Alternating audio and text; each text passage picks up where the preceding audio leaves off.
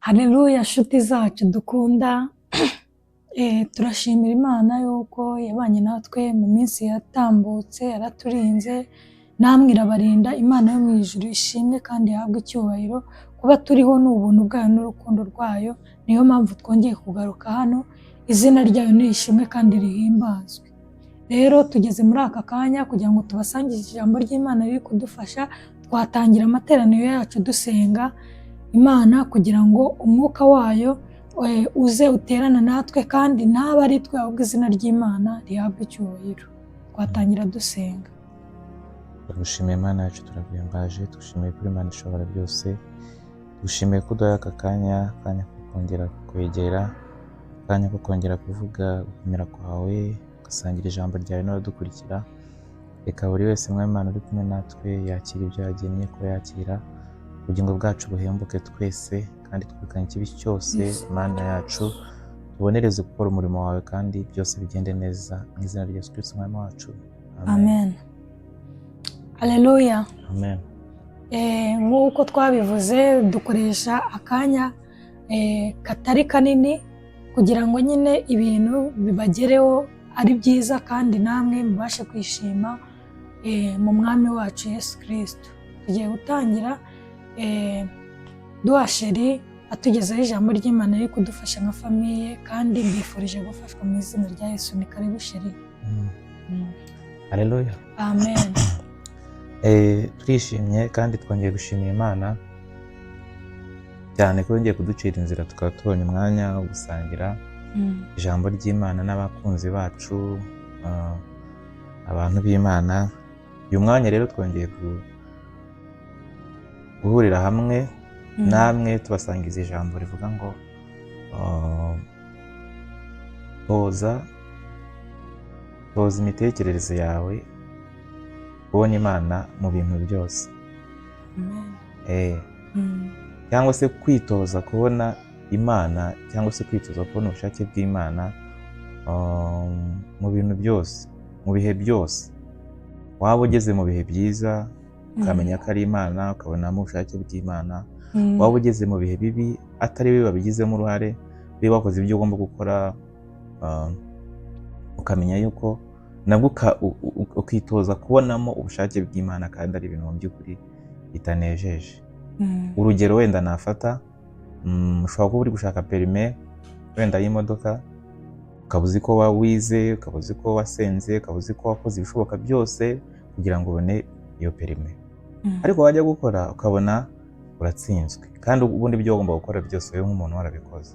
Icyo gihe ugomba gushimira Imana, kuko ntago wamenya umugambi w'Imana kuri wowe. Ntago buriya ibyiza Imana idukorera ari ngombwa ko buri gihe bica mu byiza, cyangwa se bica mu bintu twe dutekereza ko ariyo nzira Imana ikwiye kubicisha. Imana ishobora gucisha umugisha mu bintu twe tubona ko ari bibi. Imana rero ishimwe. Turifashisha imirongo yo muri Bibiliya itari myinshi, hanyuma tuganire umwanya mutoya.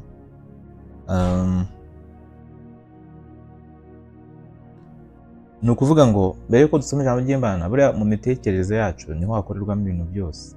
Ntabwo mu mitekerereze yacu harwanirwamo intambara y'abadayimoni, cyangwa se yo gutekereza abatwanga, cyangwa se n'ibindi gusa. Ahubwo mu mitekerereze yacu niho haberamo n'uburyo tubona ibintu.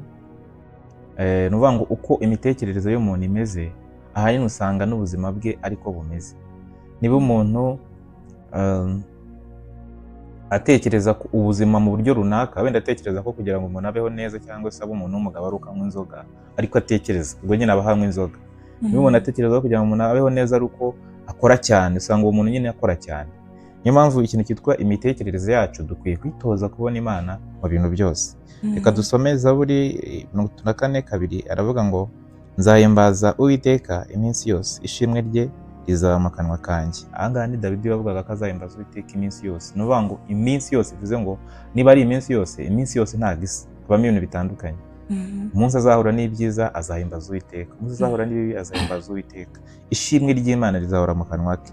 Daniyeli 3:10 haravuga ngo maze Daniyeli yumvise ko urwandiko rwashyizweho ukuboko agiwe ngo kandi amadirishya y'inzu ye yari akinguye yerekeye Yerusalemu, akomeza kujya apfukama 3 mu munsi asenga Imana ye akayishimira nk'uko yari asanzwe agenza.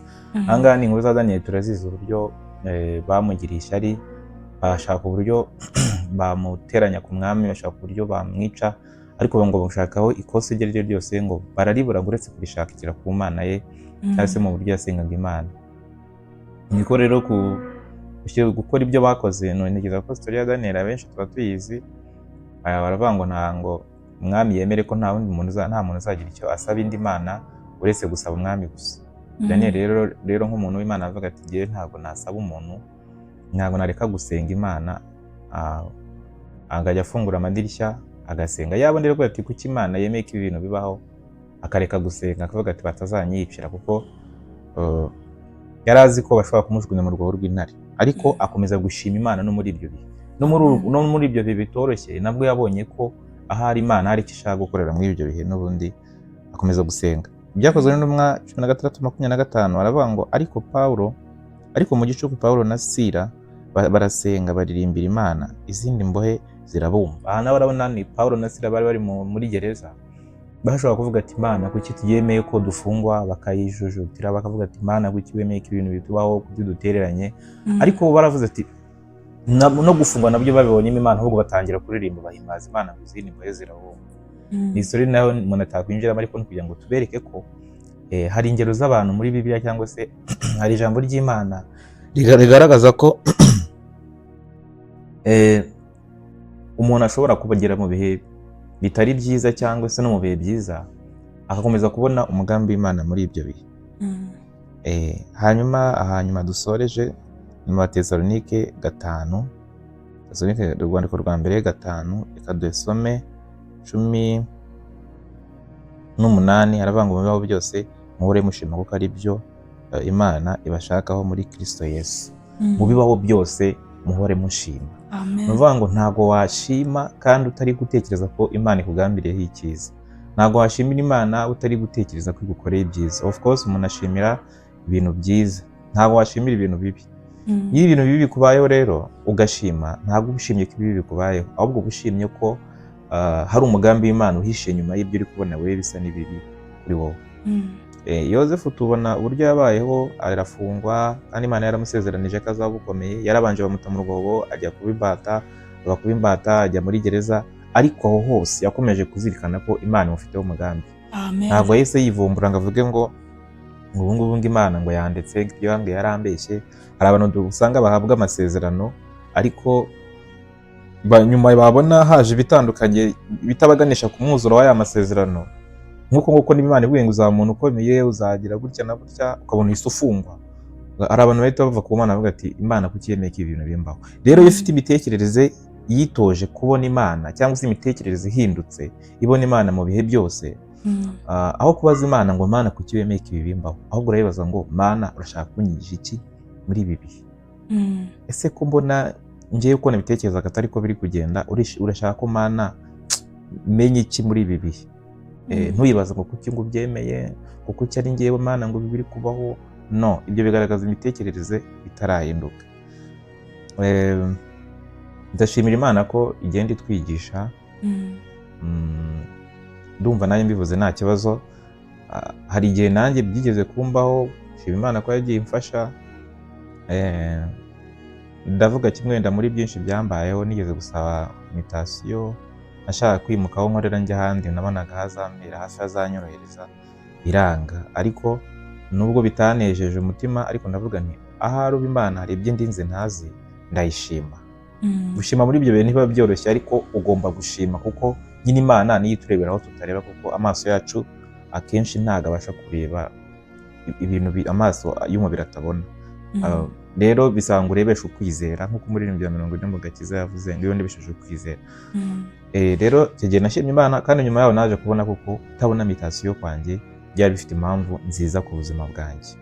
Rero Imana duhana umugisha, tugira imitekerereze ihindutse nk'abakristo, imitekerereze itumva ko kugira neza ko Imana kuzaca mu nzira twe tuzi zisanzwe gusa, kuko Imana ishobora guca mu rupfu rwa Kristo igakiza ubuzima bw'abantu.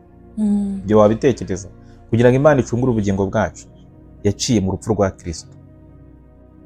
Ni ibintu ubundi gucungura ubugingo uca mu rupfu. Kugira ngo Imana igirire neza Yozefu, yaciye hari ahantu hose no muri gereza naye. Ubundi izo ntabwo ari inzira tuzi ko umuntu bwa Yozefu kugira ngo ubundi abe minisita w'abinjira n'abasohoka n'ubukungu bwa Egiputa, twe tuzi ko ari kujya mu ishuri akiga, akabona impamyabumenyi zitandukanye, nyuma akazasaba akazi, hanyuma akaba nyine minisita. Ariko siko byagenze, Imana yamucije muri za nzira zose. Imana rero ikora mu buryo twe butandukanye nuko tuzi, ahubwo icyo dusabwa ni uko tugomba gukora ibyo tugomba gukora, tukirinda amanyanga no guhemukira Imana, tukaba maso, hanyuma tugakora ibitureba inshingano zacu. None hari igihe umuntu agira uruhare akitwara nabi, yabona ibi bimubayeho agashimira Imana kandi ari bo babigizemo uruhare. No, ntabwo ari icyo twavuze. Turavuga umukristo akwiye kwitwara neza, akora inshingano ze, akirinda kujya mu nzira mbi, agakora ibyo bimureba, hanyuma haza ibitandukanye n'ibyo yatekerezaga agashimira Imana. Akavuga ati muri ibi bintu ashobora kuba ari mu mugambi w'Imana njye ntazi. Avuga ati Imana ushimwe ko wemeye ko ibi bibaho, wowe hari icyo ugambiriye cyiza ntazi. Niba ari uwo mwakundanaga akabona urukundo hajemo ibibazo, muratandukanye nta ruhare wabigizemo, uzi ko rwose wewe witwaye neza nta kibazo, shimira Imana, ntabwo wamenya ibyo Imana ikurinze. Niba wari ufite urugendo ubona uri bwungukiremo, ukabona imodoka iragusize cyangwa indege iragusize kandi wagerageje utakererewe, wagerageje wowe bikureba, rwose shimira Imana kuko hari ibintu Imana ibikurinze buriya wowe utazi. Rero wenda mvuze ibintu byinshi, ariko nuko nzi ko iyi topic ni topic ikenewe y'ingenzi cyane ku muntu witwa umukristo. Abenshi banava ku Mana kubera iki kintu, kuko Imana ikora bitandukanye no twebwe dutekereza. Rero wasobanukiwe n'imikorere y'Imana cyangwa se wasobanukiwe n'iki kintu ko tugomba gushima Imana mu bihe byose nk'uko twabisomye mu Batesalonike, nta gutangazwa cyangwa se ngo ucogozwe no kubona ibyo wari wizeye ku Mana utabibonye. No, ushobora kubona ibibi bisa n'ibibi bije ku buzima bwawe, ariko wowe ugashimira Imana kubera ko uzi ko Imana ishobora no guca mu bisa n'ibibi igira ngo ikugirire neza. Niko Yozefu yavuze mu gice cya 50 cyo mu Itangiriro, aravuga ngo mwe mwari mushatse kungirira nabi, ariko Imana yashatse kubizanisha ibyiza ngo ikize abantu benshi urupfu batewe n'inzara. Imana duhana umwishareka twakire n'umufasha wanjye nawe yagira icyo yongeraho kwiri jambo, hanyuma tugasubika. Imana duhana umusha kandi nizeye ko wowe udukurikiye byanze bikunze hari ibyo wungutse. Ni karibu. Aleluya. Amen. Ni ukuri Imana ishimwe cyane kandi ishara Imana imuhe imigisha ye. Atubwiye amagambo meza y'ubwenge, atubwiye ijambo ry'Imana ritubwira ngo mu bibaho byose duhore dushima Imana. Ntabwo biba byoroshye pe, iyi topic tuyiganiraho naramubwiye ngo ntabwo byoroshye, kuko ntabwo biba byoroshye, ariko ikintu gidushoboza ni kimwe, tudafite umwuka wera nta kintu na kimwe twashobora. Dusaba umwuka wera kugira ngo aze mu buzima bwacu, kandi mu kuza k'umwuka wera ni twebwe tubigiramo uruhare. Dufungure urugi kugira ngo aze yinjire, aze atuyobore, kandi umwuka wera atugenda imbere mu izina rya Yesu. Mu bibaho byose tuze duhora dushima Imana, kandi n'akandi nsigaranye tugomba guhimbaza Imana iminsi yose. Ishimwe ryayo rikaba mu kanwa kacu iteka. Ntukabone ibyiza bije ngo abe ariwe ushima gusa, n'ibibi byose nibiza tuzadora dushima Imana, kuko ari byo bidukwiriye nk'abakristo. Ni byinshi navuga kuri iyi topic, ni topic y'ubwenge iduhishurira nyine ibintu by'Imana Uwiteka dushaka uko tugomba guhora dushima. Tudafite umwuka wera ntacyo twashobora. Tugiye gusaba Sheri kugira ngo adufashe gusenga kugira ngo umwuka wera aze abe mu ruhande rwacu, kuko twebwe ntacyo twakishoboza. Imana yo mu ijuru iduhane umugisha, adusengere anadusoreza amateraniro yacu. Yego, reka dusenge. Wowe ubashije kureba iyi video ukaba ugejeje uyu mwanya dusubitse, Imana iguhereze umugisha mwinshi, kandi uyu mwanya uba ufata wumva ijambo ry'Imana ntabwo ari wose. Igihe umuntu afata umwanya yumva ko areba komedi, ibintu ubona nyine biri aho utanagira icyo biri bumwungurira ubuzima bwe, ariko kuba wafashe umwanya ungana gutya iminota irenga 10 uri kumva uri no kureba ijambo ry'Imana, ni ukuri hari icyo bivuze, kandi Imana hari ikintu ikoze mu buzima bwawe mu buryo bw'umwuka. ndetse no mu buzima busanzwe wagiye ubona Imana ikugirira neza uko wihase gushaka Imana. Turagushima Imana yacu ko ubanye natwe, reka utugirire neza kandi umugisha buri wese udukurikiye, umuhe umugisha kuba afashe umwanya bakadukurikirana kandi uhire ubuzima bwe. Ibibazo afite by'ubuzima umugirire neza, tumusabiye Mwami Imana kugirirwa neza nawe, amurikirwa nawe akumenye ubugingo bwe bw'ubuzima kandi azagira iherezo ryiza. Tumusabiye kugira ihirwe mu buzima, agatera imbere we n'umuryango we, agahirwa muri byose. Imana natwe muri byose ukomeze kudufasha, twavuga byinshi ariko uzi byose, ukora byose nk'Imana. Mwuka Wera abe mwinshi muri twe dushoboze gushyira mu bikorwa ibi ngibi tuvuze mu izina rya Yesu. Amen.